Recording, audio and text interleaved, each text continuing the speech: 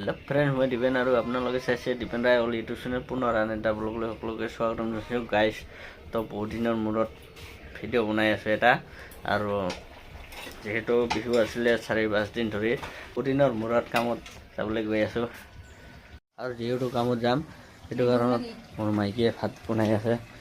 চাওক, ভাত বনাল আৰু ইফালে ভাত ভৰাই আছে, মানে নিবৰ কাৰণে কামত যিহেতু ভাত লৈ যাব লাগে। আৰু এইফালে মাছ আছে, এইফালে চব্জি বনাই আছে।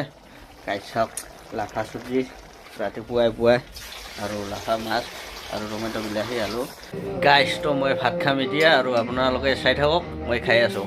চাই থাকক, মই খাই থাকক। আৰু গাইজ মই এতিয়া ভাত খাই আছোঁ, আৰু আপোনালোকে চাই থাকিব। পুৰা টেষ্টি বনাইছে।